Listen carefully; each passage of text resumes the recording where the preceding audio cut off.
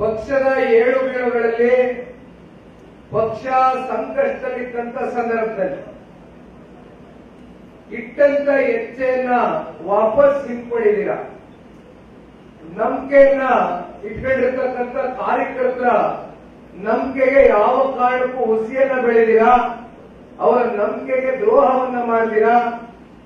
ನಿಮ್ಮ ಜೊತೆಯಲ್ಲಿ ಚುನಾವಣೆಗಳ ಗೆಲುವು ಸೋಲು ಏನೇ ಇದ್ರೂ ಕೂಡ ನಿಮ್ಮ ಜೊತೆಯಲ್ಲಿ ನಾನು ಇದ್ದೇನೆ, ನಿಮ್ಮ ಜೊತೆಯಲ್ಲಿ ನಾನು ಇರ್ತೇನೆ, ಜನತೆಯ ಜೊತೆ ಪರವಾಗಿ ನಾನು ಧ್ವನಿಯಾಗಿ ಕೆಲಸ ಮಾಡ್ತೇನೆ ಅಂತಕ್ಕಂಥ ಆತ್ಮಸ್ಥೈರ್ಯವನ್ನು ಹೊಂದಿರತಕ್ಕಂಥ ಯಾದಗಿರಿ ಜಿಲ್ಲೆಯ ಜನತಾದಳ ಪಕ್ಷದ ನಿಷ್ಠಾವಂತರ ಕುಟುಂಬದಲ್ಲಿ ಒಂದು ಕುಟುಂಬ ಯಾವ್ದಾದ್ರು ಇದ್ರೆ ಅದು ನಾಗೇಗೌಡರು ಮತ್ತೆ ಸದಾಶಿವಣ್ಣ ಅವರು. ಇವತ್ತು ಇಬ್ರು ಕೂಡ ನಮ್ಮ ಜೊತೆಯಲ್ಲಿಲ್ಲ. ಆದ್ರೆ ಪಕ್ಷದ ಪರವಾಗಿ ಅವರ ಒಂದು ಪ್ರಾಮಾಣಿಕತೆ, ಸನ್ಮಾನ್ಯ ದೇವೇಗೌಡರು ಸಾಹೇಬರ ರಾಜಕಾರಣದ ಜೀವನದಲ್ಲಿ ಹೆಗಲಿಗೆ ಹೆಗಲು ಕೊಟ್ಕೊಂಡು ಏನೇ ಕಷ್ಟ ಬರಲಿ, ಏನೇ ಒತ್ತಡಗಳಿರಲಿ, ಎಷ್ಟೇ ಕೇಸ್ಗಳು ಬೀಳಲಿ, ಎಷ್ಟೇ ನಿಮ್ಮ ದುಡಿಮೆಯಿಂದ ಶಾಸಕರಾಗಿರ್ತಕ್ಕಂಥ ಉದಾಹರಣೆಗಳು ಸಾಕಷ್ಟಿದೆ. ಇವತ್ತು ಬಹುತೇಕ 2 ರಾಷ್ಟ್ರೀಯ ಪಕ್ಷಗಳಲ್ಲಿ ಇವತ್ಯಾರು ಶಾಸಕರಾಗಿ ಮಂತ್ರಿಗಳಾಗಿ ಕೆಲಸವನ್ನು ನಿರ್ವಹಣೆ ಮಾಡ್ತಾ ಇದ್ದಾರೋ ಅವರೆಲ್ಲರೂ ಕೂಡ ಜನತಾ ಪಕ್ಷದ ಔಟ್ಪುಟ್ಗಳ ಪ್ರಾಡಕ್ಟ್ಗಳೇ. ಅದು ಸನ್ಮಾನ್ಯ ದೇವೇಗೌಡರು ಸಾಹೇಬರು ಹಾಗೂ ರಾಜ್ಯಾದ್ಯಂತ ನಮ್ಮ ಪಕ್ಷದ ನಿಷ್ಠಾವಂತ ಕಾರ್ಯಕರ್ತ ಬಂಧುಗಳ ಶ್ರಮ, ಅವ್ರಿಗೆ ಸಿಕ್ಕಿರ್ತಕ್ಕಂಥ ಪ್ರತಿಫಲ.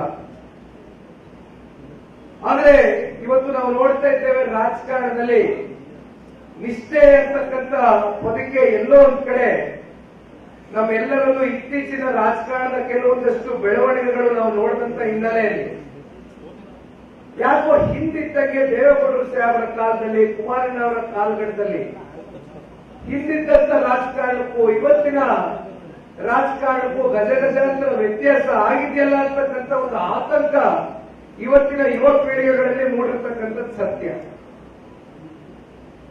ಯಾರೇ ಪಕ್ಷವನ್ನ ಬಿಟ್ಟು ಹೋಗಿರ್ಬೋದು, ಯಾರೇ ಪಕ್ಷವನ್ನ ತ್ಯಜಿಸಿ ಹೋಗಿರ್ಬೋದು, ಅಧಿಕಾರದ ಆಸೆಗೋ, ಹಣದ ಆಸೆಗೋ ಅಥವಾ ಮತ್ತೊಂದಕ್ಕೂ. ಆದರೆ ಸದಾಕಾಲ ಯಾದಗಿರಿ ಜಿಲ್ಲೆಯ ಜನತಾದಳ ಪಕ್ಷವನ್ನ ಪ್ರತಿನಿಧಿಸಿ ಸನ್ಮಾನ್ಯ ದೇವೇಗೌಡರಿಗೆ, ಸನ್ಮಾನ್ಯ ಕುಮಾರಣ್ಣ ಅವರಿಗೆ ಬೆಂಬಲವಾಗಿ ಅವರ ಹೋರಾಟಕ್ಕೆ ಜೊತೆಯಲ್ಲಿ ಹೆಜ್ಜೆಯನ್ನು ಹಾಕ್ತಾ ಇರ್ತಕ್ಕಂಥ ಕುಟುಂಬ ಜನತಾದಳ ಪಕ್ಷದಲ್ಲಿ ಯಾವ್ದಾದ್ರು ಕರ್ನಾಟಕ ರಾಜ್ಯದಲ್ಲಿ ಯಾವ್ದಾದ್ರು ಜಿಲ್ಲೆನಲ್ಲಿದ್ರೆ ಅದು ನಾಗೇಗೌಡರ ಕುಟುಂಬ ಅಂತಕ್ಕಂಥ ಮತ್ತೊಮ್ಮೆ ನಾನು ಹೇಳಬೇಕಾಗ್ತದೆ. ಇವತ್ತು 3ನೇ ತಲೆಮಾರು ಸದಾಶಿವಣ್ಣ, ಇವತ್ತು ಶರಣ್ಗೌಡರು.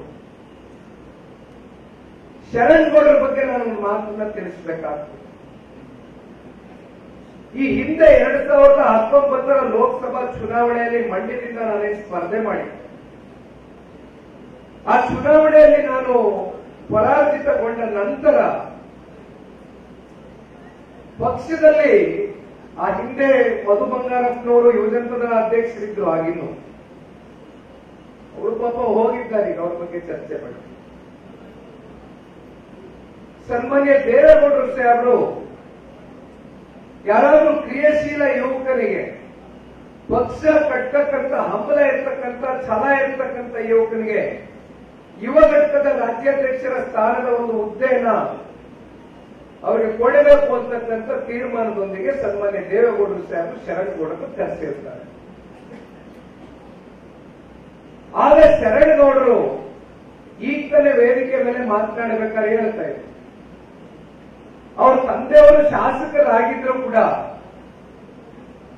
ತಳಮಟ್ಟದಲ್ಲಿ ಯಾರಾದ್ರೂ ಕೂಡ ಕೆಲಸ ಮಾಡಬೇಕಾಗ್ತದೆ, ಕುಟುಂಬದಲ್ಲಿ ಕಾರ್ಯಕರ್ತರ ಜೊತೆ ಬೆರೀಬೇಕಾಗ್ತದೆ, ಜನರ ಜೊತೆ ಬೆರೀಬೇಕಾಗ್ತದೆ. ಯಾಕೆಂದ್ರೆ ಶಾಸಕರಾದಾಗ ಶಾಸಕ ಸ್ಥಾನಕ್ಕೆ ತನ್ನದಾದಂತ ಕಮಿಟ್ಮೆಂಟ್ಗಳಿರ್ತವೆ, ತನ್ನದಾದಂತ ಜವಾಬ್ದಾರಿಗಳಿರ್ತದೆ.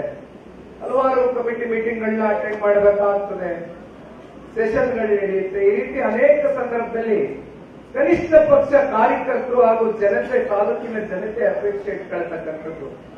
ಯಾರಾದ್ರೂ ಕುಟುಂಬದ ಒಬ್ಬ ವ್ಯಕ್ತಿ ಅಥವಾ ಅವ್ರ ಮನೆಯವರು, ಮಕ್ಕಳು ಅಥವಾ ಅವ್ರ ತಮ್ಮಂದ್ರು ಅಣ್ಣಂದ್ರು ಯಾರಾದ್ರೂ ಒಬ್ರು ನಿರಂತರ ಸಂಪರ್ಕದಲ್ಲಿ ಇರಬೇಕು ಅಂತಕ್ಕಂಥದ್ದು ತಾಲೂಕಿನ ಜನತೆ ಅಪೇಕ್ಷೆ ಇಟ್ಕೊಳ್ತಾರೆ. ಆ ಜಾಗವನ್ನ ತುಂಬಿಸ್ತಕ್ಕಂಥ ಭರಿಸ್ತಕ್ಕಂಥ ಕೆಲಸ ನಾರಾಯಣಗೌಡರ ಸುಪುತ್ರರು ಶರಣಗೌಡರು ಮಾಡ್ತಾ ಇದ್ರು.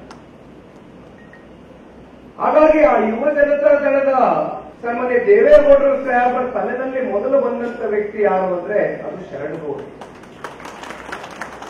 ಆದ್ರೆ ಶರಣಗೌಡರು ಇಲ್ಲ, ನಾನು ಮುಂದಿನ ಸಾರ್ವತ್ರಿಕ ವಿಧಾನಸಭಾ ಚುನಾವಣೆಗೆ ನಮ್ಮ ತಂದೆಯವರ ಪರವಾಗಿ, ನಮ್ಮ ಕಾರ್ಯಕರ್ತರ ಪರವಾಗಿ, ಏಕೆಂದ್ರೆ ಇಲ್ಲಿವರೆಗೂ ನಾವೇನು ಹೋರಾಟ ಮಾಡ್ಕೊಂಡು ಬಂದಿದ್ದೇವೆ, ಇಷ್ಟು ವರ್ಷಗಳ ಕಾಲ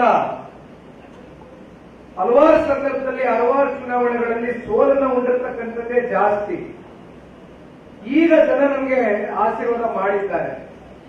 ಈ ಸಂದರ್ಭದಲ್ಲಿ ಅಧಿಕಾರ ಕೊಟ್ಟಂತ ಸಂದರ್ಭದಲ್ಲಿ ಅಧಿಕಾರವನ್ನು ಉಳಿಸ್ಕೊಳ್ತಕ್ಕಂಥದ್ದು ಬಹಳ ಮುಖ್ಯ ಆಗ್ತದೆ. ಅದು ಬಹಳ ಒಂದು ಜವಾಬ್ದಾರಿಯುತವಾದಂತಹ ಕೆಲಸ. ಹಾಗಾಗಿ ನನಗೆ ಈ ಸದ್ಯದ ಮಟ್ಟಕ್ಕೆ ಯುವಜನತಾ ದಳದ ಅಧ್ಯಕ್ಷರ ಸ್ಥಾನ ಬೇಡ ಅಪ್ಪಾಜಿ ಅಂತೇಳಿ ನನ್ನ ಹೆಸರು ಶರಣಗೌಡರು ಸನ್ಮಾನ್ಯ ದೇವೇಗೌಡರು ಸಾಹೇಬರ ಮುಂದೆ ಪ್ರಸ್ತಾವನೆ ಇಟ್ಟಿರ್ತಕ್ಕಂಥದ್ದು ಮಾಹಿತಿ. ಯಾಕಂದ್ರೆ ಕಾರ್ಯಕರ್ತರ ಹತ್ರ ಇವತ್ತು ಹಂಚಿಕೊಳ್ಳಬೇಕಾಗ್ತದೆ. ನನಗೆ ಬೆಳಗ್ಗೆ 10-10:30 ಗಂಟೆಗೆ ಕರೆ ಬರುತ್ತೆ. ಜೆಪಿ ಭವನದ ಪಕ್ಷದ ಕಚೇರಿಗೆ ಸನ್ಮಾನ್ಯ ದೇವೇಗೌಡರು ಸಾಹೇಬರು ನಿಮಗೆ ಬರಕ್ಕೆ ಹೇಳ್ತಾ ಇದ್ದಾರೆ ಅಂತ ಅವರ PS ಅಂಜನಿಗೌಡರು ಫೋನ್ ಮಾಡ್ತಾರೆ. ನನಗೆ ದೊಡ್ಡವರು ಫೋನ್ ತಗೊಂಡು ಎಲ್ಲಿದೆಯಪ್ಪ ಬೇಗ ಹೊರಟು ಬಾಯಿಲಿ ಅಂತ. ನಾನು ಹೋಗ್ತೀನಿ, ನನಗೆ ವಿಚಾರವೇ ಗೊತ್ತಿಲ್ಲ. ಮಧು ಬಂಗಾರಪ್ಪ ಯುವಜನತಾ ದಳ ರಾಜ್ಯಾಧ್ಯಕ್ಷರ ಸ್ಥಾನದಿಂದ ಮತ್ತಿನ್ನೊಬ್ಬರಿಗೆ ಅದನ್ನ ದಾರಿ ಎರೆಯಬೇಕು ಅಂತಕ್ಕಂಥ ತೀರ್ಮಾನ ಆದಂತ ಸಂದರ್ಭದಲ್ಲಿ ನೇರವಾಗಿ ಪ್ರೆಸ್ ಮೀಟ್ ಇದೆ, ಪ್ರೆಸ್ ನಡೀತಾ ಇದೆ ಜೆಪಿ ಭವನದಲ್ಲಿ, ನಮ್ಮ ಫಸ್ಟ್ ಫ್ಲೋರ್ ನಲ್ಲಿ, ಮೊದಲನೇ ಫ್ಲೋರ್. ಕರ್ಸಿದ್ರು ಕೂರಿಸಿದ್ರು ನನ್ನ ಕೈ ಕೊಟ್ಬಿಟ್ಟು. ಯಾಕೆ ಇದನ್ನೆಲ್ಲ ನಾನು ಹೇಳ್ತಾ ಇದ್ದೀನಿ ಅಂದ್ರೆ, ನನ್ನ ಸಹೋದರನು ಮಾತನಾಡಬೇಕಾದ್ರೆ ಒಂದು ಮಾತು ಹೇಳಿದೆ. ತುಂಬಾ ಕಡೆ ಇವತ್ತು ಮಾಧ್ಯಮದಲ್ಲಿ ಸಾಕಷ್ಟು ಚರ್ಚೆಗಳಾಗ್ತಾ ಇದೆ.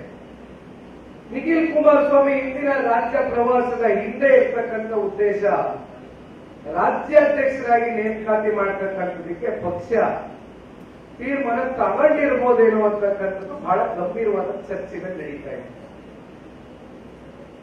ಬಹಳ ಮುಕ್ತವಾಗಿ ಇವತ್ತು ನಾನು ಈ ಒಂದು ಮಾತನ್ನ ಹಂಚ್ಕೊಳ್ಳಿಕ್ಕೆ ಇಷ್ಟಪಡ್ತೇನೆ. ಇನ್ನು 3 ವರ್ಷಗಳ ಕಾಲ ಮುಂದಿನ ವಿಧಾನಸಭಾ ಚುನಾವಣೆಯನ್ನು ನಾವು ಎದುರು ನೋಡ್ತಾ ಇದ್ದೇವೆ. ಇವತ್ತೇ ಏನು ಚುನಾವಣೆ ಇಲ್ಲ. ಇಲ್ಲಿ ನಿಖಿಲ್ ಕುಮಾರಸ್ವಾಮಿ ರಾಜ್ಯ ಪ್ರವಾಸ ಮಾಡ್ತಾ ಇರತಕ್ಕಂಥದ್ದು, ನಾನು ಒಬ್ಬ ಈ ಪಕ್ಷದ ಕಾರ್ಯಕರ್ತನಾಗಿ ರಾಜ್ಯದ ಉದ್ದಗಲಕ್ಕೂ ಕೂಡ ಯಾವುದೇ ನಿರೀಕ್ಷೆಯನ್ನ ಫಲಾಪೇಕ್ಷೆಯನ್ನ ಪಡೆದಿರ ಈ ಪಕ್ಷವನ್ನು ಕಟ್ಟಿಬೆಳೆಸಿರ್ತಕ್ಕಂಥ ಸಹಸ್ರಾರು ಸಂಖ್ಯೆಯಲ್ಲಿ ಪಕ್ಷದ ಕಾರ್ಯಕರ್ತರಿದ್ದಾರೆ. ಅವರ ಜೊತೆಯಲ್ಲಿ ಒಂದು ಬಾಂಧವ್ಯವನ್ನು ಹೊಂದಬೇಕು, ಒಂದು ಸಂಪರ್ಕವನ್ನು ಇಟ್ಕೊಳ್ಬೇಕು, ಒಂದು ಸಂಬಂಧವನ್ನ ಬೆಳೆಸಬೇಕು. ಯಾಕೆಂದ್ರೆ ನಾನು ಈ ಕಡೆ ಮಾತನಾಡಬೇಕಾದ್ರೆ ಹೇಳ್ತಾ ಇದ್ದೆ, 2004ರಿಂದ ಇಲ್ಲಿವರೆಗೂ ಸತತವಾಗಿ 50 ಜನಕ್ಕಿಂತ ಹೆಚ್ಚು ಜನ ಶಾಸಕರಾಗಿ ಆಯ್ಕೆಯಾಗಿ ಪಕ್ಷದಿಂದ ತಿಂದು ಉಂಡು ಮತ್ತೊಂದು ಪಕ್ಷಕ್ಕೆ ಹೋಗಿರ್ತಕ್ಕಂಥ ಉದಾಹರಣೆಗಳಿಲ್ಲ. ಆದರೂ ಕೂಡ ಪಕ್ಷ ಇಷ್ಟು ಬಲಿಷ್ಠವಾಗಿ ಇದೆ ಅಂತಕ್ಕಂಥದ್ದಾದ್ರೆ ಅದಕ್ಕೆ ಮೂಲ ಕಾರಣ ನಮ್ಮ ಪಕ್ಷದ ನಿಷ್ಠಾವಂತ ಕಾರ್ಯಕರ್ತರು.